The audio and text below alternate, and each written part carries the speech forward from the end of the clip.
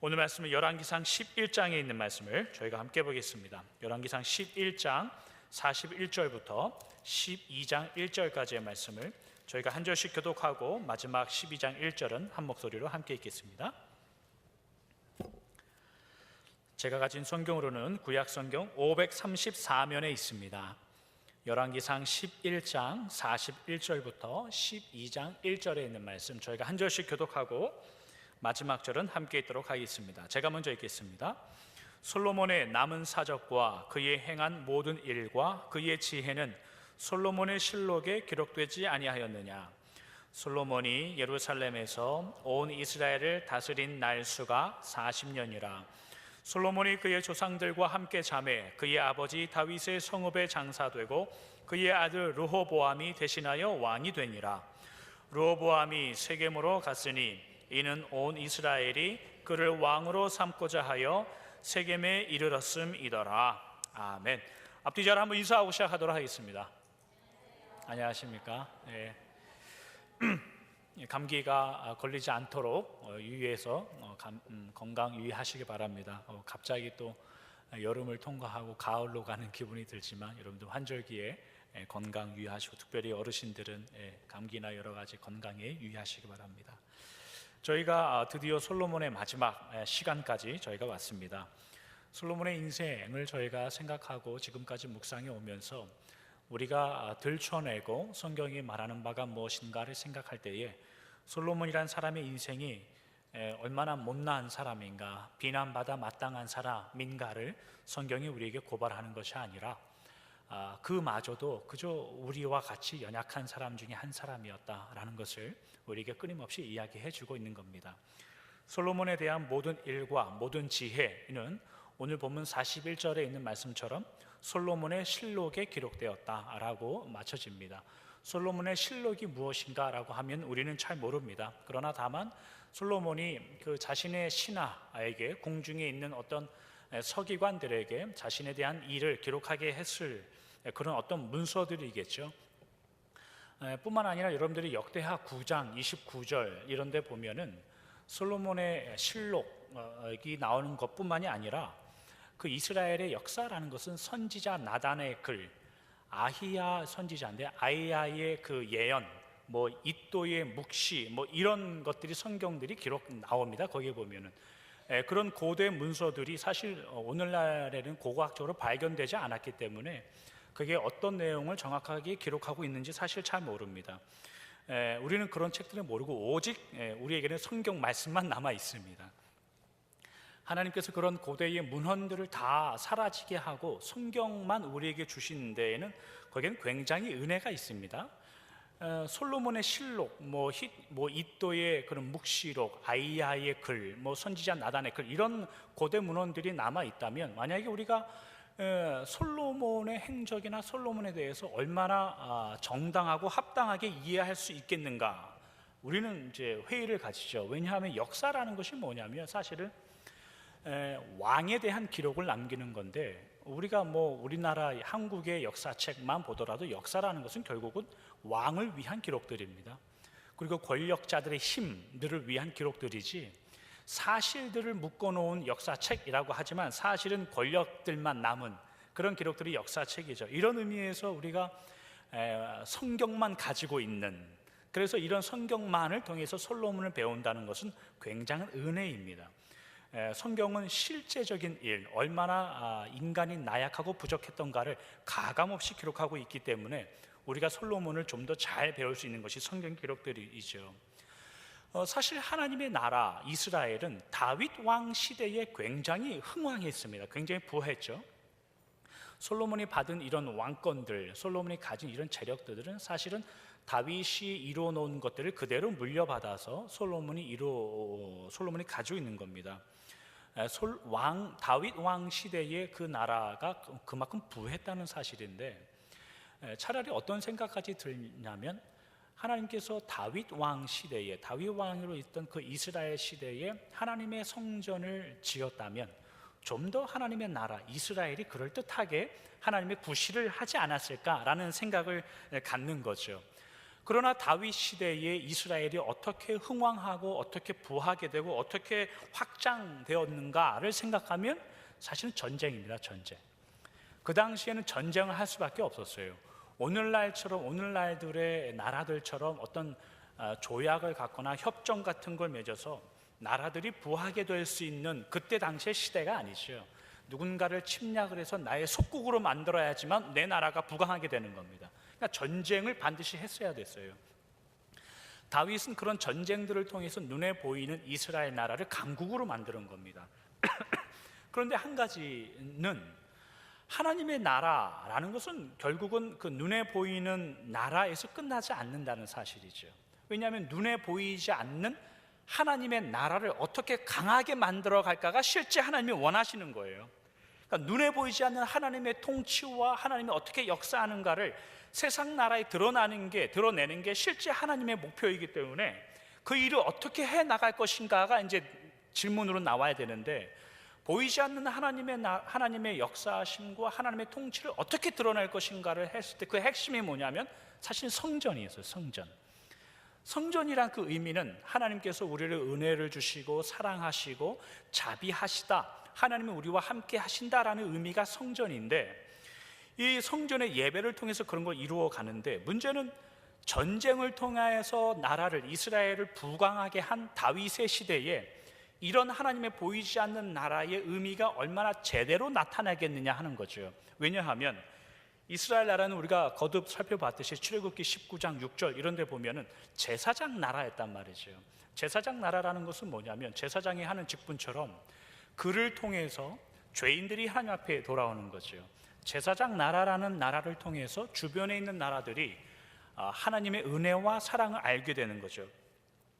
그런데 실컷 전쟁에서 가서 후두겨 패고 나라를 뺏고 땅을 뺏고 그런 이후에 성전을 지어서 하나님의 은혜와 사랑을 맛보시오라고 하면은 다른 나라들이 아멘하고 다윗 왕에게 붙었겠냐 말이죠. 그렇지 않습니다. 옆에 이웃하고 맨날 어긋나 매일마다 싸우고 주일날 교회 갑시다 하면 교회 나오겠냐고요. 안 나온단 말이죠. 남편하고 아내하고 맨날 그렇게 부부싸움하고 지지고 볶고 싸우다가 여보 그러지 말고 우리 교회 갑시다 하면 여보가 교회 나오겠냐 이겁니다. 절대 나오지 않습니다.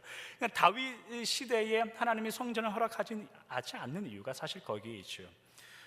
그래서 솔로몬, 샬롬, 우리말로 하면 평화라는 이 다윗의 아들 솔로몬 시대에 와서 하나님이 성전을 허락해 주시는 거예요.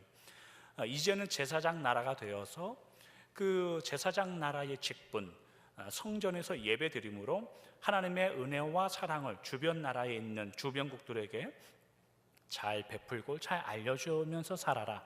이제 그게 솔로몬이 해야 할 일이었죠.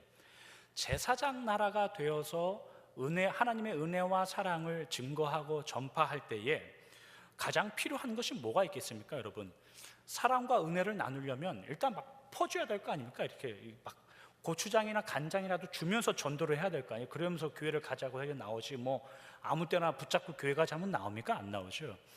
제사장 나라로서 은혜와 사랑을 증거할 때 뭐가 필요하냐면 재정도 필요한 거예요. 재정. 그 재정을 잘 운영하기 위해서 지혜도 필요한 겁니다. 지혜. 그러니까 솔로몬이 하나님께 지혜를 구할 때 하나님께서 지혜를 주시는 이유가 그런 데 있는 거예요. 그리고 무역과 교역들을 통해서 솔로몬이 이스라엘 나라를 부강하게 만들 때 그 무역이나 교역 그 자체가 하나님의 자녀들이 하지 말아야 할 그 죄가 아니기 때문에 하나님이 그냥 내버려 두는 거예요. 허용시키는 거예요. 이런 모든 과정들을 통해서 하나님께서 이스라엘 백성들에게 주시는 그 본심은 뭐냐면, 다윗 왕을 통해서 그렇게 부강하게 됐다면 이제는 솔로몬 시대로 이어져서 그 제사장 나라로서의 하나님의 은혜와 평강을 잘 나눠주는 나라로 살아라. 그것이 이제 하나님의 뜻이었죠. 그러나 우리가 지금까지 살펴봐왔듯이 솔로몬은 이런 모든 기회를 다 뒤집어 버립니다. 하나님이 주신 그 은혜를 자기 것으로 만들어 버렸고, 하나님이 그러한 일을 잘 해라 라고 부강하게 해주신 그 부강, 그 재물, 부를 자기 걸로 만들어 버렸다는 뜻이에요. 솔로몬에게 있어서 가장 큰 죄는 뭐냐면 하나님이 주신 모든 것을 자기 걸로 만들어 버렸다는 뜻입니다. 그래서 나중에 솔로몬이, 오늘 이제 솔로몬 마지막 시간인데 솔로몬의 그 결론, 마지막이 어떻게 끝나냐면 오늘 본문 11장 43절과 12장 1절에 보면 이런 구절이 있습니다. 함께 읽어보겠습니다. 시작. 솔로몬이 그의 조상들과 함께 자매 그의 아버지 다윗의 성읍에 장사되고 그의 아들 르호보암이 대신하여 왕이 되니라. 르호보암이 세겜으로 갔으니 이는 온 이스라엘이 그를 왕으로 삼고자 하여 세겜에 이르렀음이더라. 솔로몬이 죽자 솔로몬의 아들 르호보암이 이스라엘의 왕이 됩니다. 아버지 왕이 죽자 아들이 아버지를 대신하여 왕이 되는 것이 무슨 문제가 있겠는가? 라고 생각하신다면 제가 한번 질문을 해보죠. 여러분 여기에 문제될 것이 있겠습니까? 아니면 아무런 문제가 안 되겠습니까? 뭐 아버지가 죽었는데 아들이 왕이 되는 거 당연한 거 아닙니까? 라는 마음이 혹시 있다면 우리는 이제 첫 번째 솔로몬 이야기로 다시 돌아가야 돼요. 지금까지 이제 헛고생했다는 뜻입니다. 이게 무슨 의미인가라면 솔로몬이 그 나라를 아들에게 쉽게 말하면 세습을 하고 있다는 뜻이에요. 세습. 세습이라는 것, 내 가진 재물과 유산을 물려준다는 것은 내가 가지고 있는 어떤 것을 내 자녀들에게 준다는 겁니다. 지금 솔로몬에게 하나님의 나라는 어떤 의미냐면 내가 내 자식에게 물려줄 거란 뜻이에요. 그게 뭐냐면 하나님의 나라인 이스라엘이 내 거라는 뜻이에요. 내 거. 이게 왜 심각한 건지 여러분들 잘 기억하셔야 됩니다. 여러분의 믿음의 인생도 잘 적용하셔야 돼요. 신명기 17장 14절에서 17절에 있는 말씀인데 제가 한번 읽겠습니다. 네가 네 하나님 여호와께서 너에게 주시는 땅에 이르러 그 땅을 차지하고 거주할 때에 만일 우리도 우리 주위의 모든 민족들 같이 우리 위에 왕을 세워야겠다는 생각이 나거든 반드시 내 하나님 여호와께서 택하신 자를 내 위에 왕으로 세울 것이며 내 위에 왕을 세우려면 내 형제 중에서 한 사람을 할 것이요 내 형제 아닌 타국인을 내 위에 세우지 말 것이며 그는 병마를 많이 두지 말 것이요 병마를 많이 얻으려고 그 백성을 애굽으로 돌아가게 하지 말 것이니 이는 여호와께서 너에게 이르시기를 너희가 이후에는 그 길로 다시 돌아가지 말 것이라 하셨음이며 그에게 아내를 많이 두어 그의 마음이 미혹되게 하지 말 것이며 자기를 위하여 은금을 많이 쌓지 말 것이니라. 이렇게 기록합니다. 하나님께서 모세에게 이스라엘에게 이제 주시는 말씀인데 너희들이 가나안 땅에 가서 만약에 왕이 필요하면 반드시 이렇게 해야 된다라는 구절들 우리가 이제 이 구절을 몇 번 살펴봤는데 병마를 많이 두지 말라. 그 병마를 얻기 위하여 애굽으로 내려가지 말라. 그리고 은금을 많이 갖지 말고 그리고 아내를 많이 두지 말라. 우리가 몇 번 살펴봤듯이 이 모든 항목들은 솔로몬이 40년 동안 완전히 실패한 내용들입니다. 이런 모든 것들은 사실은 왕이 된 이후에 그 왕이 어떻게 살아야 되는가를 보여줘요. 그러나 왕이 되기 전에 제일 중요한 건 핵심은 뭐냐면 그 왕은 반드시 여호와 하나님이 택하신 자여야만 해요. 그게 하나님의 명령이셨어요. 하나님께서 택하셔야 그가 왕이 되는 것이고 하나님이 임명하신 자, 하나님이 기름 부어온 자만이 그가 왕이 될 수 있는 거예요.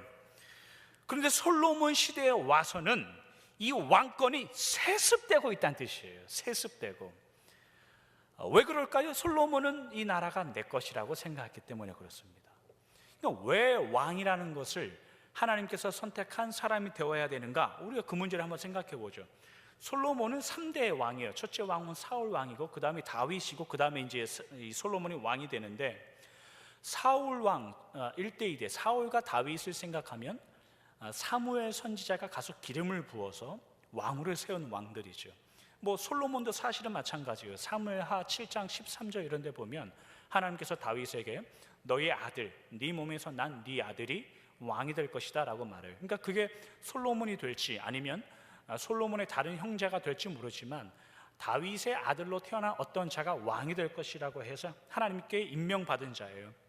그러면 왕의 아들이 아버지가 죽으면 후대의 왕이 되는 것이 하나님께서 내리신 선택이냐라고 했을 때는 그건 아닙니다. 왜냐하면 사울왕, 1대 왕, 사울왕이 하나님께 반역하고 하나님이 원치 않는 정치를 하여서 하나님께서 그 왕권을 내리실 때에 사울의 아들 다윗의 베스트 프렌드 요나단을 하나님이 선택하지 않습니다. 누굴 선택하냐면 다윗을 선택하죠.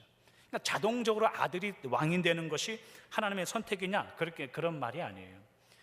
하나님께서 왕들을 선택하셔서 이렇게 세우시는 거예요. 그러면 하나님께서 말씀하신 내가 반드시 선택한 왕이어야 한다라고 할 때 그 선택이라는 것은 너 다음에 네가 왕이 될 거다라고 말하는 의미가 아니에요.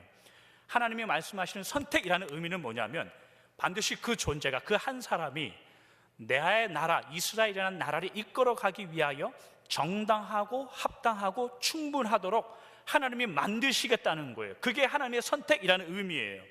사울을 한번 예를 들어보죠. 사무엘상 9장에 가면 사울이 사무엘 선지자를 처음 만나는 장면이 나오고, 사무엘상 10장에 가면 이제 사무엘이 사울을 기름을 부어서 왕을 삼는 장면이 나오는데, 이 스토리가 참 재밌어요. 사무엘상 9장에는 어떤 내용이 있냐면 사울의 이제 아버지가 어느 날 느닷없이 나귀를 잊어버립니다. 나귀가 집을 나가버려요. 그러니까 이제 사울의 아버지가 사울한테 사울아 가서 집 나간 나귀를 좀 찾아와라 그렇게 시켜요. 그러니까 사울이 집에 있는 종 사환이라고 성경에 나오는데 한 종을 데리고 이제 그 나귀를 찾으러 갑니다. 이제 어디까지 가냐면 에브라임 지파들이 사는 에브라임 땅에 있는 라마라는 동네까지 가요. 근데 사울은 베냐민 지파이기 때문에 땅이 완전히 다르단 말이에요. 완전히 다른 지파 땅까지 간 거예요. 그 나귀 한 마리를 찾으려고 가다 보니까 너무 멀리 온 거죠. 그러니까 이 사울이 사환에게 뭐라고 이야기하냐면, 야, 우리 너무 멀리 왔다. 나귀는 고사하고 우리 아버지가 걱정하니까 그냥 돌아가자. 이제 그런 이야기를 하죠. 그러니까 사환이 뭐라고 대답하냐면, 사울님, 이 동네에 하나님의 선지자가 사는데 가서 물어보면 여러모로 도움이 될 것 같습니다. 이제 이렇게 이야기해요. 그러니까 사울이 그 좋은 생각이다. 그래서 동네에 길 가는 이 처녀들에게 묻습니다. 여기 하나님의 선지자가 어디 사오? 이제 이렇게 물어보니까 지금 방금 예배드리러 이 길을 지나갔다고, 빨리 따라가라고. 그래서 이제 사울하고 사환이 그 길을 따라간 거죠. 따라갔더니 이제 거기서 만난 거예요. 사무엘이 저 앞에 있는 거죠. 이 사무엘을 만난 사울이 뭐라고 질문하냐면 재밌는 구절이 있어요. 사무엘상 9장 18절입니다. 사울이 성문 안 사무엘에게 나아가 이르되 선견자의 집이 어디인지 청하건대 내게 가르치소서 하니, 사울은 사무엘을 만났습니다.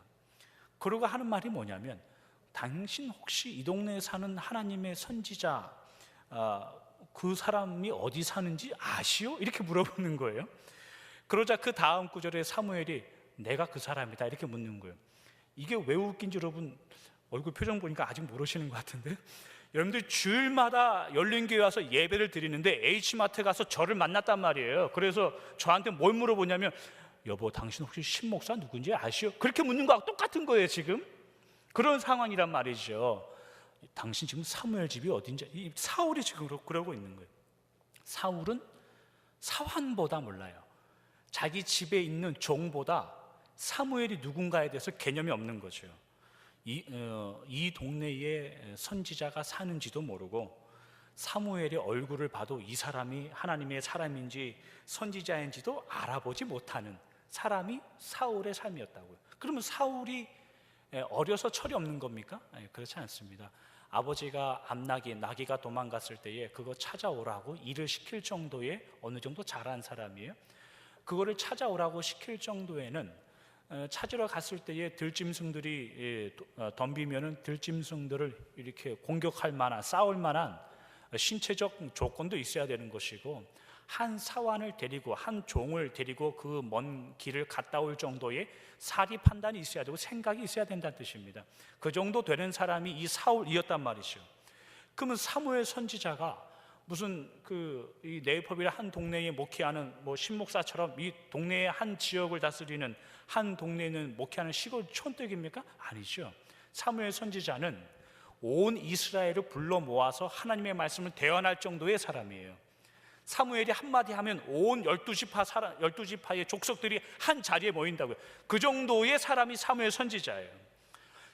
이스라엘의 정상적인 남자라면 사무엘을 모를 리가 없단 말이에요.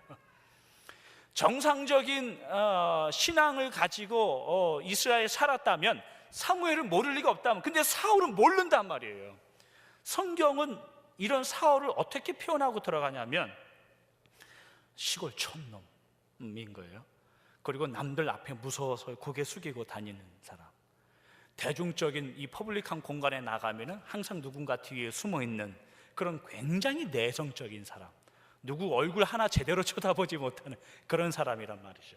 그 사무엘상 10장에 가면 하나님의 은혜로 이 사무엘 선지자가 온 이스라엘의 지파를 모아놓고 사울에게 기름 붓고 안수합니다. 그리고 오늘부터 이 사람이 이스라엘의 왕이다라고 왕을 세워버려요. 그러니까 어떤 일이 일어나냐면, 여러분들 10장 27절 이런 데 가면 이스라엘이 뭐라고 이야기하냐면, 어떻게 저 사람 같은, 저자 같은 사람이 우리의 왕이 될 수 있는가 라고 해서 사울 왕을 거부하는 사람들도 나타납니다. 그만큼 사울은 굉장히 약한 사람이었어요. 이런 배경 때문에 사울이 나중에 11장 5절 이런 데 가면 이런 구절이 있습니다. 제가 한번 읽어드릴게요. 마침 사울이 밭에서 소를 몰고 오다가 이르되 백성이 무슨 일로 우느냐 하니 그들이 야베스 사람의 말을 전하니라. 여기서 제일 중요한 건 뭐냐면, 사울이 밭에서 소를 몰고 오다가 라는 이 표현이에요. 처음 기름 부음을 받은, 그래서 이스라엘의 왕으로 선출된 이 사울은 백성들에게 신임을 받지 못하는 사람이었습니다. 그저 그런 사람이에요. 왕으로 임명받았음에도 불구하고 자기 고향에 가서 소를 몰고 밭을 가는 사람이에요. 이 사람이 언제 왕이 되고 언제 이스라엘 전체 왕으로서 일을 하는가, 그건 나중의 일이에요. 하나님의 선택이란 것, 왕으로 선택받아서 이스라엘을 다스리는 사람의 길은 그런 거예요. 하나님이 기름을 부어서 그를 정당하고 합당하게 하나님의 나라를 다스릴 만한 사람으로 하나님이 이끌어 가시는 모든 과정들이 있기 때문에 하나님께서 선택한 사람이어야 된다는 뜻이에요. 다윗의 예를 한번 들어볼까요? 다윗도 사실은 비슷한데, 사무엘상 16장에 가면 이제 사무엘 선지자가 다윗도 이제 가서 기름을 붓고 임명하는 장면이 나와요. 근데 재밌는 거 뭐냐면 16장 2절 3절 같은 데 보면 사무엘이 이제 이새의 집에 가지 않습니까? 가서 다윗에게 이제 뭐 다 붓고, 야 다른 날 또 없어? 그러니까 양치고 있는데 그러니까 데리고 와봐. 데리고 와서 다윗에게 기름을 붓는단 말이죠. 여러분들이 사무엘상 16장 2절과 3절 한번 보세요. 사무엘이 다윗에게 기름을 부은 다음에 아무 말 하지 않고 사무엘은 집으로 갑니다. 무슨 말이 있어야 될 거 아니에요. 기름을 부으면은 너 하나님이 왕으로 임명했으니까 오늘부터 조심해라. 해 떨어지면 밖에 나가지 말고 말씀 읽고 기도해라. 그리고 하나님이 왕이 어떻게 인도하는지 잘 생각해라. 어떤 그런 말을 해야 될 거 아니에요. 근데 사무엘이 다윗을 기름 붓고 그냥 휙 가버려요. 그 어릴 때부터 다윗은 자기가 왜 기름 부음을 받았는지 모르고 자라나요. 모르고 살아요. 이스라엘 백성들에게 선지자가 와서 기름을 붓는다라는 것은 세 가지 이유밖에 없어요. 첫 번째는 제사장이 된다는 뜻이에요. 그러나 제사장은 레위 지파만 할 수 있어요. 근데 다윗은 유다 지파죠. 그러니까 이건 패스. 다윗이 생각할 때 나는 제사장이 아닌데 나는 패스. 그 다음에 언제 기름을 부음을 받냐면 선지자를 세울 때 기름을 부음을 해줘요. 그러니까 임명을 한다는 얘기예요. 근데 지금 사무엘 선지자가 두 눈을 멀거시 뜨고 살아계신단 말이죠. 이것도 패스. 그 다음에 한 가지 남은 게 뭐냐면 왕을 만들 때 기름을 붓고 임명식을 한단 말이죠. 근데 지금 사울 왕이 버젓이 살아서 통치를 잘하고 있단 말이죠. 그러니까 다윗은 지금 사무엘이 와서 기름을 부을 때 나이가 15세 전후가 되었다고 이렇게 여기 생각하는데, 자기가 15살 전후에 저 사람이 나에게 와서 왜 기름을 부은지 모르고 어린 시절을 보낸단 말이죠. 우리 수준에서 말하면 뭐냐면 괜히 쓸데없이 은혜를 받아가지고 골리앗하고 싸운단 말이죠. 다윗은 쓸데없이 은혜 받아가지고 골리앗하고 싸우는 바람에 사울 왕에게 밉보여서 사울 왕에게 도망다니는 신세가 돼요. 얼마 동안 도망다니냐면 15년 동안. 다윗이 언제 이스라엘의 왕이 되냐면 사무엘하 5장까지 가야 돼요. 사무엘하 5장에 다윗이 30세 30살이 되는 때에 왕이 되었다라고 기록한단 말이죠. 아니 30살의 왕을 세우려면은 한 29살 정도 돼서 기름을 붓든지 15살에 기름 부어서 15년 동안 쫓겨다니고 산단 말이죠. 다윗은 하나님의 선택하신 그런 과정들이 있어요. 하나님이 내가 반드시 선택한 사람이 왕이 되어야 한다는 이유가 거기 있단 말이죠. 하나님은 선택하여서 정당하게 왕이 되는 어떤 걸음과 과정들을 그 안에 두셨어요. 그래서 정당하게 왕의 일을 하라고. 다시 처음으로 돌아와서 한번 생각해 보죠. 하나님께서 모세에게 말씀하시기를 왕을 세울 때 반드시 내가 선택한 사람이어야 된다고 이야기했어요. 그렇게 하신 이유가 뭐냐면, 왕 같은 존재들, 그 선택이라는 것은 단순히 너 다음에 너 하라 이런 문제가 아니라, 하나님이 선택하신 그는 정당한 과정을 걷고 인생의 한 스텝을 지나고 하나님이 주시는 훈련하는 방법을 한 번 더 지나서 정당하고 합당하게 하나님께서 원하시는 길과 그 자리에 서 있을 수 있는 그 과정이 필요하기 때문에 그래요. 왜냐하면 하나님께서 선택하신 사람은 신약 성경의 표현대로라면 혈통으로나 육정으로나 사람의 뜻으로 나지 않고 하나님의 은혜와 하나님의 계획으로 되기 때문에요. 그게 하나님의 정당하신 부르심과 선택이라는 거죠. 하나님께서 어떤 은혜와 목적을 가지고 하나님의 역사하심을 이 땅 가운데 잘 드러내도록 선택하신 왕, 그 왕을 통하여 하나님이 하실 일이 있기 때문에 하나님께서 내가 반드시 선택해야 된다라는 거죠. 그런데 솔로몬은 이런 모든 과정을 뒤집어 버리는 거예요. 내가 만든 인생입니다, 하나님. 내가 모은 재물입니다, 하나님. 내가 만든 내 인생인데 내가 마음대로 했는데 하나님 무슨 말 할 겁니까? 그래서 내 자식에게 물려줄랍니다. 이런 게 솔로몬이에요. 하나님이 걸으라고 했던 그 왕의 정당한 길을 포기했던 사람이 솔로몬입니다. 그의 인생은 그렇게 끝납니다. 더 무서운 건 뭐냐면, 오늘 본문 열왕기상 12장 1절에 이 솔로몬의 아들 르호보암을 왕으로 세우기 위해서 온 이스라엘 백성들이 거기에 가담합니다. 여러분, 이게 무서운 거예요. 이 장면이 왜 무섭냐면, 하나님 나라의 백성들이 하나님 없이 정치를 합니다. 하나님 나라의 백성들이 하나님의 뜻을 묻지 않고 지들끼리 마음을 맞춥니다. 하나님 나라의 백성들이 하나님께 묻지 않고 자기들의 지도자를 세웁니다. 이게 무서운 겁니다. 우리들의 일상으로 우리들의 문제를 한번 들어와 보죠. 하나님께서 선택하신 길, 하나님께서 선택하셨다는 게, 우리를 선택하셨다는 게 도대체 무슨 의미인가를 한번 생각해 보세요. 이게 왜 중요하냐면, 베드로전서 2장 9절 우리가 몇 번 살펴봤듯이 우리 역시 하나님이 선택하신 왕 같은 제사장, 왕이라고 말한단 말이죠. 선택하신 왕이라고 이야기할 때 나는 선택받은, 저 어렸을 때 주일학교 때 왕 나는 왕자다 뭐 이런 거 했었는데, 공공공 나는 공주다 뭐 이런 거 했었는데, 나는 왕자고 나는 공주다 그 말하고 끝날 문제가 아니란 뜻이에요. 왕이고 공주라는 것은 반드시 합당하고 정당하게 하나님께서 여러분들을 이끄시고 과정을 허락하시고 정황들을 허락하셔서 여러분들이 반드시 하나님 앞에 서 있어야 할 그 자리가 있다는 뜻이에요. 그 모든 것 다 없이 나는 왕자고 공주다 그런 말 할 수 없다는 뜻이에요. 아이고, 어떻게 저 사람이 우리의 왕이 됩니까? 이런 현실에 여러분들이 살 수 있는 거죠. 아이고, 나는 고향으로 가서 소나 멀고 밭이나 갈아야 되겠다. 제자들처럼 나는 갈릴리로 가서 고기나 잡아야 되겠다. 그런 현실을 여러분들이 사신단 말이죠. 하나님 30세 왕이면 제때 부르십시오. 15년 전에 불러서 뭐 하자는 겁니까? 그런 생각 안 됩니까? 예수님의 한편의 강도처럼 죽기 전에 부르면 이게 아주 절묘한 타이밍인데 왜 벌써부터 불러가지고 교회에서 일할 때마다 눈치 보고 욕먹게 만드냔 말이죠. 하나님, 교회 일하고 하나님의 일 하는데 이렇게 눈치 봐서 되겠습니까? 아이고, 저 교회 나갔다가 나중에 다시 돌아오겠습니다. 그런 생각 안 드십니까? 안 드시는 것 같은데. 아니면 이스라엘 백성들처럼 우리끼리 작당하고 우리끼리 생각하고 우리끼리 마음 맞춰서 우리 마음대로 살면서 하나님의 뜻이요 라고 말하고 싶은 것이 여기까지 올라오잖아요. 우리는 그러한 삶을 산다고요. 우리는 그러한 길로 내몰린다고요. 여러분들의 삶은 여러분들이 원치 않게 누군가에 의해서 열받고 소리 지르고 싶고 충분하지 못한, 답이 없고 길이 없는 구석탱이로 맨날 내몰리는 듯한 삶을 산다고요. 그러나 성경은 말하는 거예요. 사울을 보고 다윗을 보면 선택한 왕의 길은 그럴 수 있다는 겁니다. 그러나 그들이 우리에게 증언하는 건 뭐냐면, 그럼에도 불구하고 하나님이 그 안에서 우리의 왕된 자녀의 신분을 충분히 증명하겠다는 뜻입니다.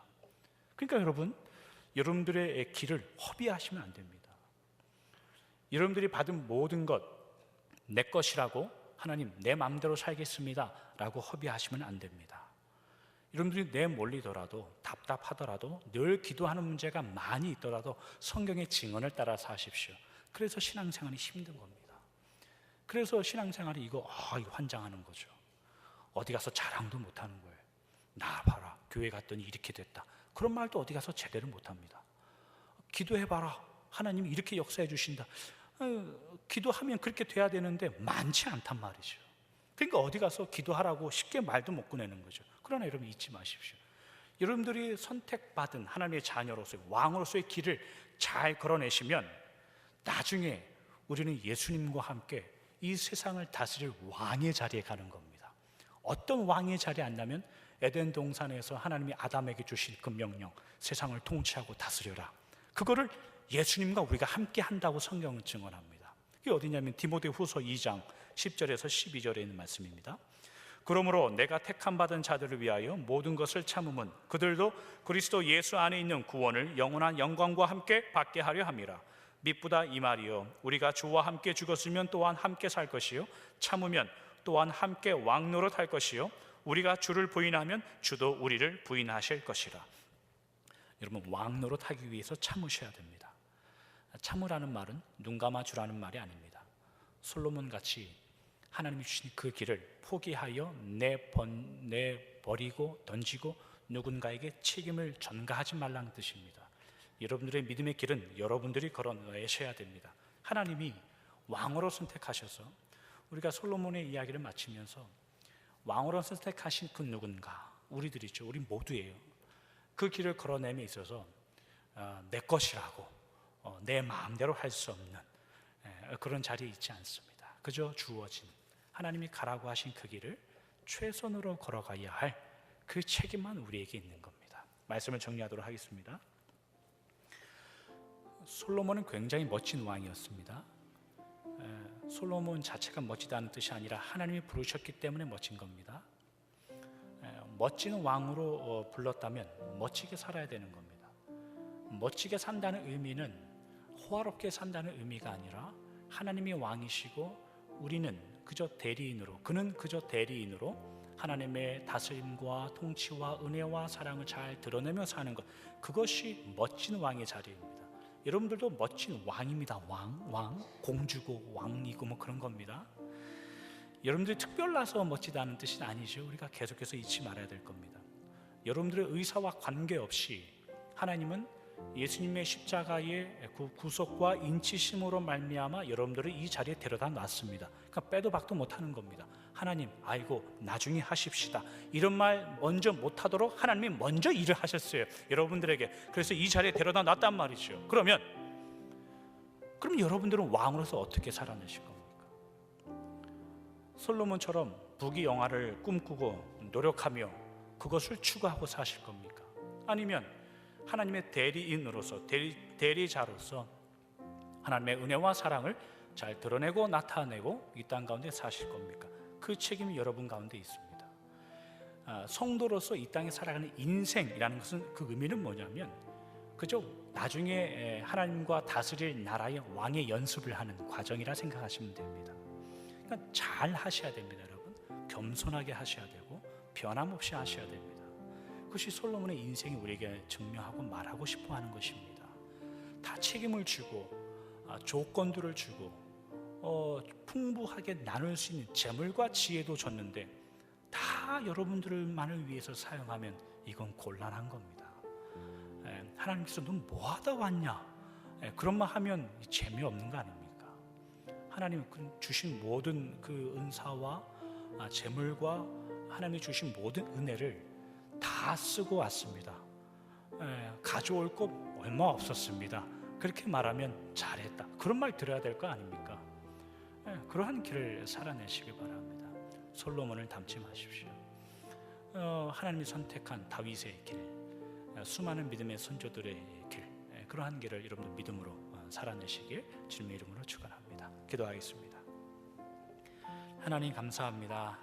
저희가 약 5개월에 걸쳐서 솔로몬에 대한 이야기를 생각해 보았습니다. 그도 처음에 하나님께 선택된 왕으로 시작하였습니다. 하나님의 정당한 왕이 일을 하기 위하여 재정도 필요하고 지혜도 필요하고 나라도 필요해서 하나님이 다 허락해 주시고 허용하셨습니다. 그러나 그러한 것들을 정당하게 사용하지 못한 왕으로 우리에게 기록되고 전해옵니다. 하나님, 우리 모두를 하나님께서 원하시는 왕으로 삼아주시고 마지막 그날에 하나님과 함께 이 세상을 다스릴 왕노릇하는 자로 우리를 삼아주셨다고 하고 거룩한 왕으로 삼아주셨다고 또 성경이 증언합니다. 이 땅을 살아가는 성도의 인생은 그 왕됨을 연습하고 훈련하고 더 깊게 하는 과정들이라 우리가 알고 있습니다. 그러나 주님, 우리는 이미 다 가진 것처럼 살고 있고 이미 더 이상 하나님의 은혜와 다스림이 필요 없는 것처럼 살아갈 때가 너무나도 많이 있습니다. 우리에게 주신 하나님의 은혜와 사랑을 허비하고 낭비하며 살아갈 때가 너무나도 많이 있고 우리에게 주신 일평생이라는 이 시간들을 낭비하며 살아갈 때가 너무나도 많이 있습니다.